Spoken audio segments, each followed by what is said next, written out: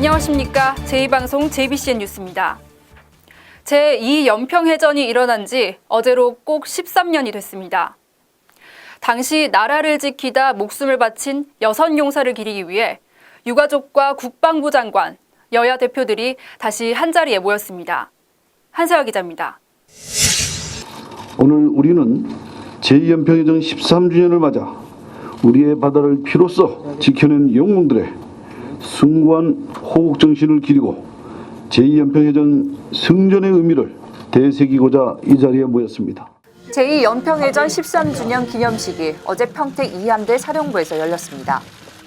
호국 용사들의 넋을 기리는 추모식에는 전사자 유가족, 한민구 국방부 장관과 새누리당 김무성 대표, 새정치민주연합 문재인 대표 등 700여 명이 참석했습니다. 한민구 국방부 장관은 추모사에서 호국 용사들의 높은 뜻을 받드는데 정부가 최선을 다하겠다고 전했습니다.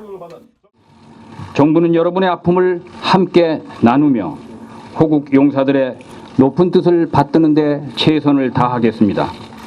세월이 아무리 흘러도 대한민국은 당신들을 영원히 기억할 것입니다. 추모식이 끝난 후 유가족들은 6명의 전사자 이름을 딴 이함대 유도탄 고속함을 찾았습니다. 한상국함을 둘러보던 고 한상국 중사의 어머니 문하순 씨는 아들 생각에 눈물을 훔치기도 했습니다.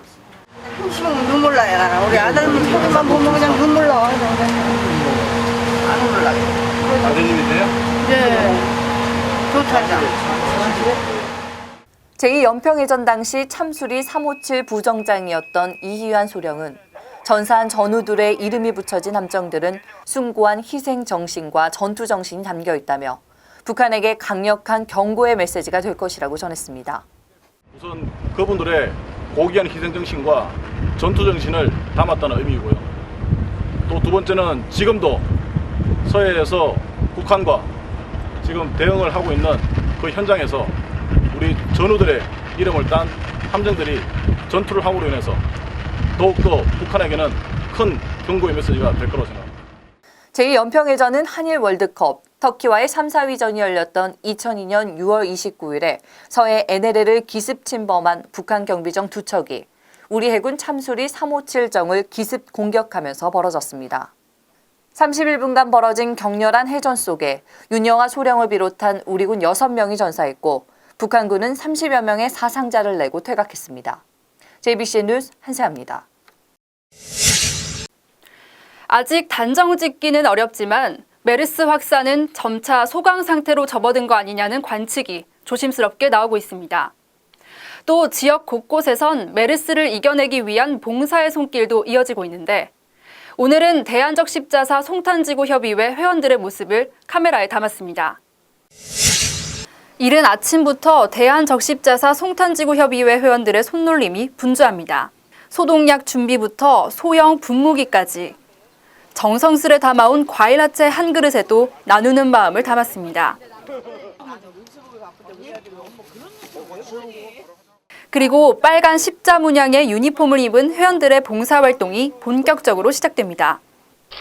출입구 손잡이부터 티켓 자동 발매기, 나무 벤치까지 사람 손이 닿는 곳이라면 모두 이들의 손길을 피해갈 수 없습니다. 이처럼 하루 10,000명 이상이 이용하는 기차역 시설물에 대한 방역이 시작된 건 보름 전. 메르스 극복이란 뜻을 가지고 회원들 모두가 힘을 모은 겁니다. 이걸 빨리 시민들한테 이제 크게 확산이 안 되게끔 하기 위해서 빨리 정리를 하자라는 마음에서 이제 우리 봉사원들이 합쳐서 시작하게 된 동기가 됐죠. 사실 이렇게 나서기까지는 큰 결심도 뒤따라야 했습니다. 처음엔 겁도 나고 가족들마저 반대가 심해 고민이 적지 않았습니다. 그래도 많은 사람들이 고마움을 함께할 때만큼은 큰 보람을 느낍니다. 보는 시선들도 무시 못하거든요. 그러니까 그런 게 너무 싫고요. 내 지역에서 빨리 퇴치돼서 평택이 안전하다는 거 그거 빨리 알게끔 해주고 싶어요. 좀 거부감이 있는데 이거는 내가 이제 직접 내 손에다 대보고 괜찮으니까 소독을 해주시니까 나중에는 웃으시더라고요. 그러면서 감사하다고 그럴 때 마음이 흡족했어요. 영무원들에게도 큰 힘이 되고 있습니다.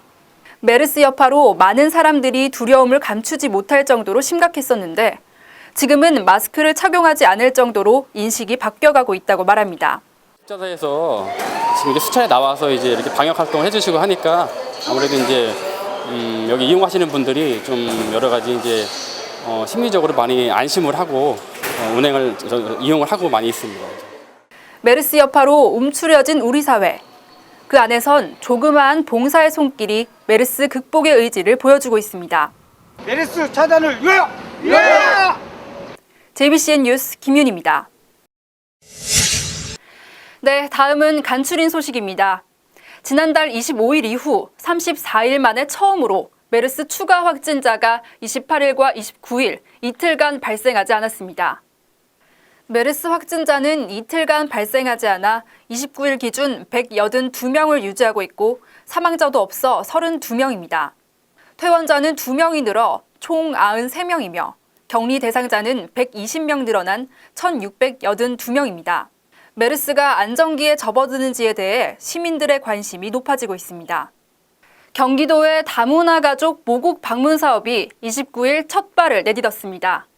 현재 경기도에 거주 중인 다문화 가족은 86,337명이며 대부분이 경제적 여건으로 고향을 방문하지 못하고 있습니다. 이에 남경필 경기도지사는 지난 5월 김원배 한국가스공사 경기지역 본부장과 최규남 제주항공 대표이사 등과 업무 협약을 맺고 모국 방문 지원 사업을 추진했습니다. 경기도와 한국가스공사, 제주항공은 향후 3년간 총 55가정을 대상으로 왕복 항공권과 체재비, 기념 앨범 제작비 등을 지원할 방침입니다. 경기도 교육청은 교육장과 장학관 임용 인사 제도를 개선하고 올해 하반기부터 적용한다고 29일 밝혔습니다. 이번 개선안에서는 기존 추천제와 공모제로 이완화돼 있던 응모 방식을 100% 공모제로 일원화해 지원 대상을 확대하고 검증된 인재가 임용될 수 있도록 현장 평가, 교육생의 평가 등을 도입하게 됩니다. 경기도 교육청은 개선된 제도를 통해 건강한 교육 철학과 비전, 실천 의지를 겸비한 인재를 임용할 수 있을 것으로 기대하고 있습니다. 현재 극심한 가뭄 탓에 한강 하류 녹조 현상이 심각해지고 있는데요. 어민 피해도 속출하고 있다고 합니다. 장마만 오기를 기대하며 다들 하늘만 바라보고 있는데 관련 지자체들도 하늘만 바라봐선 안 되겠죠. 실효성 있는 대책이 있길 기대해봅니다. 지금까지 시청해주신 여러분 고맙습니다.